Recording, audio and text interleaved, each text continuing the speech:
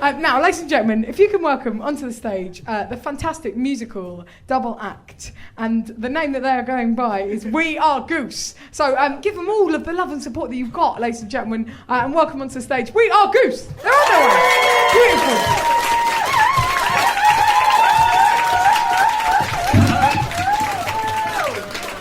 Slick start there. Hello. Marvellous. Woo. We're here, as is sort of traditional for this evening, to tell you a true story. A true-ish, well, allegedly true story. A lie. And this is a lie that kind of is from the 30s, I suppose. And this is the story of a ghost that haunted the Isle of Man. Yeah, pretty niche ghost, called the Dalby Spook, or Dalby Spook. I've never been, so I don't know how it's pronounced.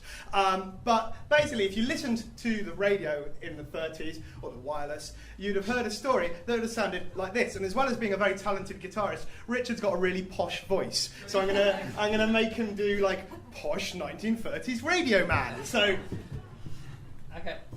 Listen to this story a bit called to a description of incidents which beggar description. Details, as far as we are able to present them, of events which have no equal in fact or fiction, and yet which are solemnly vouched for by people whose sanity brooks no question.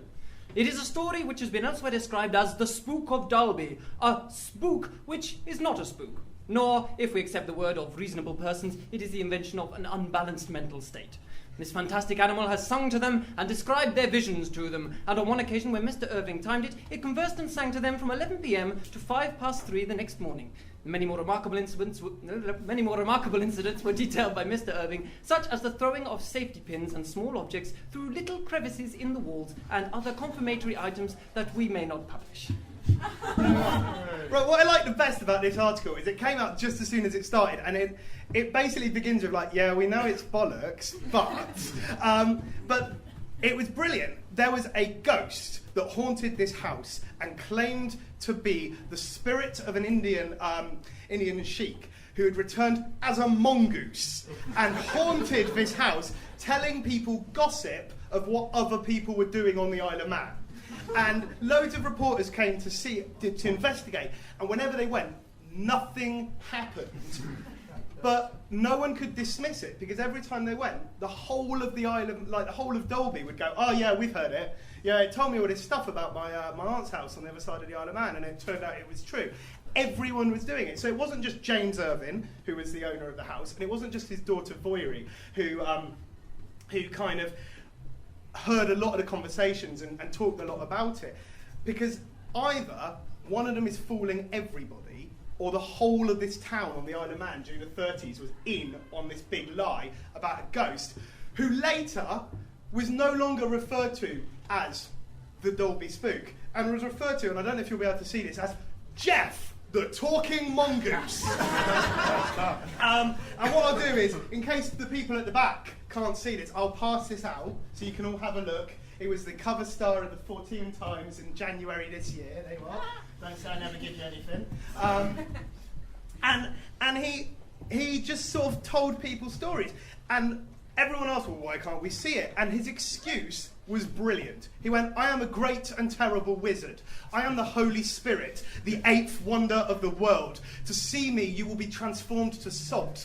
You will be transformed to a pillar of stone.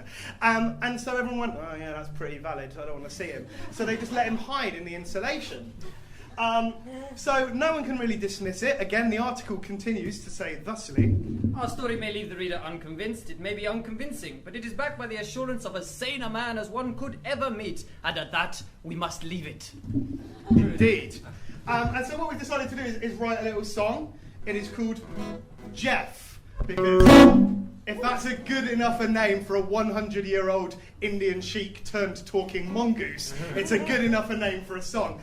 In this, I am going to be playing the part of James Irving, the saner man as any, who moved from his successful business in Liverpool to a crappy little farm on the Isle of Man and was visited by ghosts. And Richard, you'll be playing... I'll be playing the boring and dull voice of reason. Marvellous.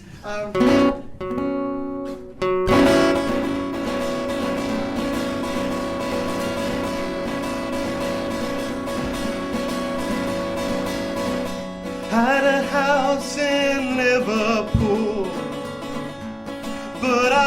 a life plan. Moved to Cassion's Gap, near Dolby on the Isle of Man. Was a cruel and barren farmstead. My friends questioned my choice, till behind the insulation I heard his voice, high in pitch but confident. From the dead he had been sent. His name was Jeff, Jeff, Jeff, Jeff, Jeff, the eighth wonder of the world. Mongoose with human hands and feet. He was born in New Delhi. He's over a century old. Jeff hid from the reporters. They searched to no avail.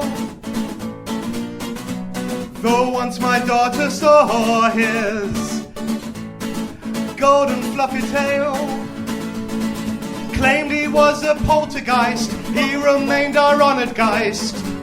His name was Jeff, Jeff, Jeff, Jeff, Jeff, the eighth wonder of the world. Mongoose with human hands and feet. He was born in New Delhi. He's over a century old. Jeff, Jeff, Jeff, Jeff, or he will turn you into stone. So he hid behind a wall. He offered wisdom to us all from the Irving family home. Cut now to 2005. James is No longer alive. His daughter's on her deathbed. They asked, Was it in your head? despite the lack of evidence or basic strands of common sense, she declared no one had lied, and she proudly died.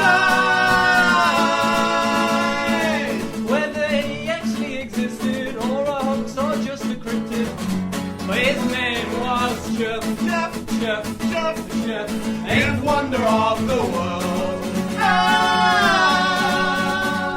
Mongoose with human hands and feet. He was born in New Delhi. It's over a century Jeff, Jeff, Jeff, Jeff, Jeff, for he will turn you into stone. So he hid behind a wall and offered wisdom to us all from the Irving family home.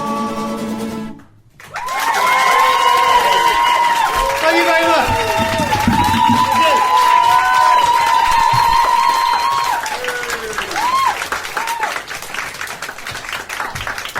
Oh, sorry. What do you want? A song about a mongoose? We did it. What do you want? We did it for you. Oh, Jesus Christ, what do you want?